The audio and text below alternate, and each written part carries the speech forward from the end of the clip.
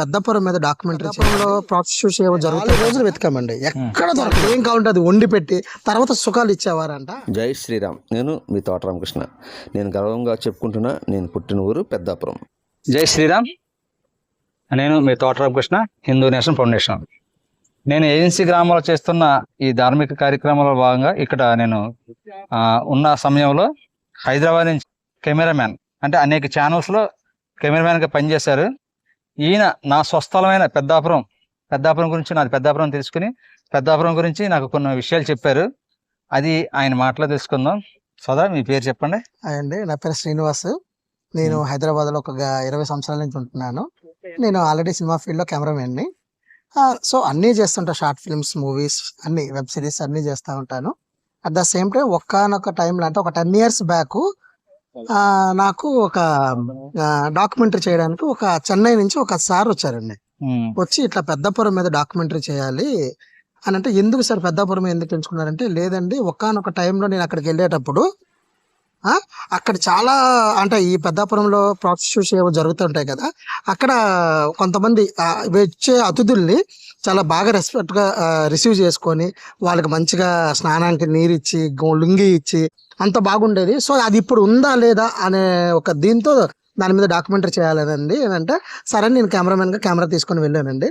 ఒక 3-4 days మొత్తం పెద్దాపురం ఆ చుట్టుపక్కల ఊర్లన్నీ మేము వెతికాము, చూసాము. కానీ ఆ టైం అంటే ఒక 10 years బ్యాకే అప్పటికే బంద్ అయిపోయిందంట.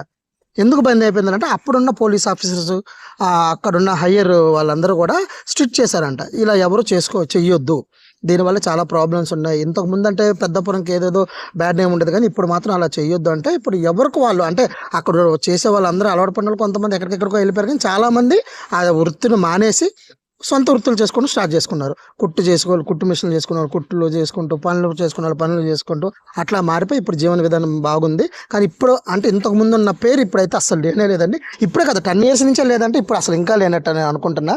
సో పెద్దపురం అయితే ఇప్పుడు ప్రెజెంట్ అయితే బాగుందని అనుకుంటున్నాను. 10 years కాదండి, 20 years క్రితమే జరిగింది.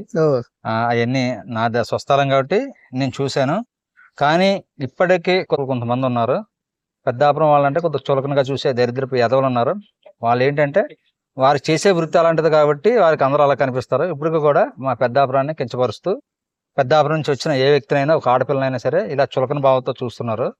వాళ్ళ కోసమనే మీరు నాకు అక్కడ చూసిన విషయం చెప్పారు కాబట్టి, మా వాళ్ళ కోసం, మా వాళ్ళ రెస్పెక్ట్ కోసం నేను మీకు ఈ వీడియో తీసుకుంటున్నాను. లేదండి, నిజంగానే నేను 4 రోజులు వెతికామండి, ఎక్కడ దొరకలేదు. ఎవరిని అడిగినా లేదండి ఇంతకు ముందు ఉండేవారండి ఇప్పుడు లేరండి, ఇప్పుడు లేరండి. ఎందుకు లేరు అంటే, లేదండి ఇప్పుడు వచ్చిన ఆఫీసర్స్ ఎవరు కూడా అలాంటి పనులు చేయొద్దని చాలా స్ట్రిక్ట్ గా రూల్స్ పాస్ చేశారండి. అందువల్ల ఇప్పుడు అలాంటి వృత్తులు ఎక్కడ కూడా లేవండి, వాళ్ళందరూ మానేసి ఎవరి పనులు వాళ్ళు చేసుకుంటున్నారని చెప్పారన్నమాట. ఆఫీసర్స్ తో పాటు మా వాళ్ళు, మా గ్రామస్తులు కూడా మా వాళ్ళంతా సహకరించారు. అలాగే అట్ ద సేమ్ టైమ్ ఆ వృత్తి చేసే వాళ్ళు కూడా అప్పటికే వాళ్ళ ఇష్టంతో చేయలేదు. అవును, బలవంతంగా ఆ పెద్దాపురం వాళ్ళు కూడా కొద్దిగా వాళ్ళు బయట నుంచి మోసపోయి ప్రేమ పేరుతో మోసం చేసి వాళ్ళని తీసుకొచ్చి ఇలా చేయించడం గట్ట ఇలా జరిగింది. అది ఎప్పుడో మా చిన్నప్పుడు టైంలో, అది చెప్పాలంటే ఆ టైంలో ప్రతి ఊర్లో కూడా వ్యభిచారం అన్నది ఉంది. కానీ పెద్దాపురం అంటే ఆ పేరు కింద తీసుకొచ్చి పెద్దాపురం నుంచి ఎవరైనా వస్తే చాలా మంచి చదువుకున్న మంచి స్థానంలో ఉన్నవారు, అలాగే రాజకీయంగా చక్రం తిప్పిన వారు, అలాగే చాలా విద్యావంతులు, అమెరికాలో స్థిరపడ్డవారు, ఇలాగ అనేక సామాజిక సేవలో ఉన్నవారు, అలాగే సేవా కార్యక్రమాలు చేస్తున్న అనేక మంది పెద్దాపురం ఉన్నారు. కానీ అవేమి పట్టించుకుని కొంతమంది నోటు గులగాళ్ళు పెద్దాపురాన్ని తక్కువ చేసి మాట్లాడతారు. పెద్దాపురం అదొక్కటే కాదు, అది మాసిపోయి చాలా రోజులైంది. పెద్దాపురానికి చాలా చరిత్ర ఉంది, చాలా గొప్పటైన విషయాలు చాలా పెద్దాపురంలో ఉన్నాయి, చాలా గొప్ప వ్యక్తులు పెద్దాపురం ఉన్నారు. అనేక మంది పెద్దాపురంలో చదువుకుని దేశం కోసం, అలాగే సమాజం కోసం పనిచేసే రాజకీయ నాయకులు, సినిమా యాక్టర్లు, అలాగే సినిమా యాక్టర్ అంజలి గారి పెద్దాపురం, సూపర్, గోకన్ రామారావు గారు సినిమా యాక్టర్ పెద్దాపురం చాలా మంది ఉన్నారు.